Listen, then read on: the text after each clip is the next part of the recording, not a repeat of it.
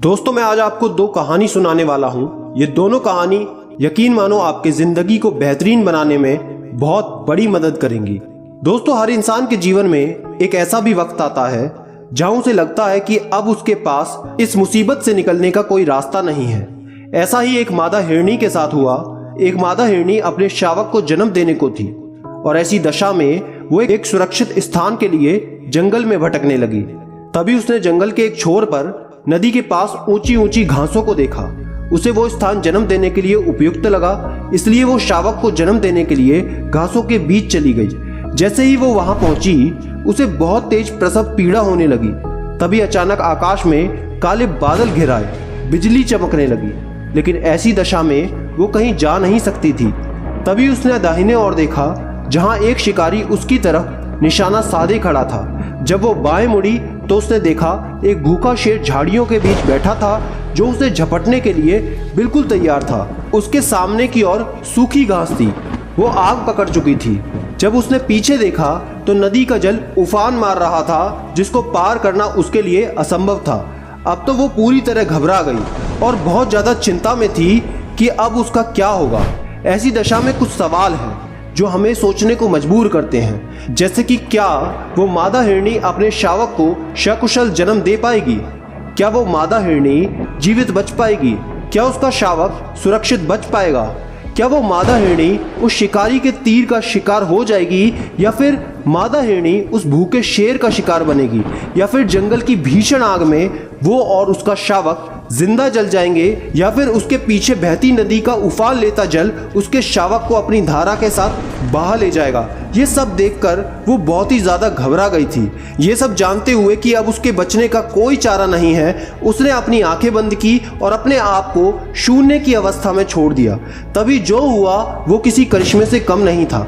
अचानक तेज बिजली चमकी और उस बिजली की चमक शिकारी की आंखों पर पड़ी, जिससे उसका निशाना चूक गया और वो तीर मादा हिरनी के पास से गुजरता हुआ शेर की आंख में घुस गया और वो दर्द से कराहता हुआ भाग खड़ा हुआ। और तभी तेज बारिश शुरू हो गई और सूखी घास में लगी आग अपने आप बुझ गई। इस प्रकार वो मादा हिरनी अपने शावक को सकुशल जन्म दे पाई और वो और उसका शावक दोनों ही सुरक्षित थे। शायद इसीलिए कहा गया है, जाको राखे साइयां मार सके ना कोई, बाल ना बाका हो सके जो जग बैरी होए। दोस्तों इस मोटिवेशन स्टोरी से हमें सीखना चाहिए, जब हमारे जीवन में कोई भी ऐसा वक्त आए जब उस प्रॉब्लम से निकलने का कोई रास्ता ना दिख रहा हो, तो हमें उस मादा हिरनी की तरह अपने आप को शून्य में छोड़ देना चाहिए।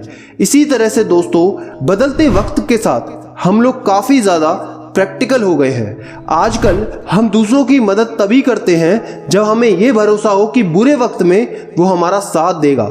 लेकिन एक मधुमक्खी के साथ कुछ ऐसा हुआ जो बहुत अलग था। ये कहानी शुरू होती है मधुमक्खी के सफर से। फूलों का रस लेने के लिए एक मधुमक्खी अपने आशियाने से काफी दूर निकल जाती है। जब मकरंद लेकर वापस लौटती है तो थकानवश नदी पार करते वक्त बीच नदी में वो गिर जाती है।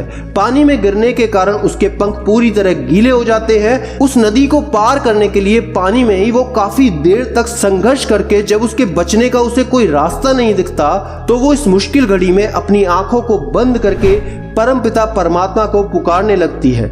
नदी किनारे स्थित पेड़ पर बैठा एक कबूतर इस सारे वाक्य को देख रहा था। उसे मधुमक्खी पर तरस आ जाता है। उसे इस बात का एहसास होता है कि मुझे किसी भी तरह इस मधुमक्खी की जान बचानी है। बिना समय गवाए वो कबूतर पेड़ से एक पत्ता तोड़ता है और उस पत्ते को अपने चोंच में दबाकर उड़ जाता है। उस पत्ते को मधुमक्खी के पास डाल देता है और वो पत्ता जल प्रवाह के साथ बहने लगता है। मधुमक्खी भी अपनी सारी ताकत समेटकर उस पत्ते पर सवार हो जाती है।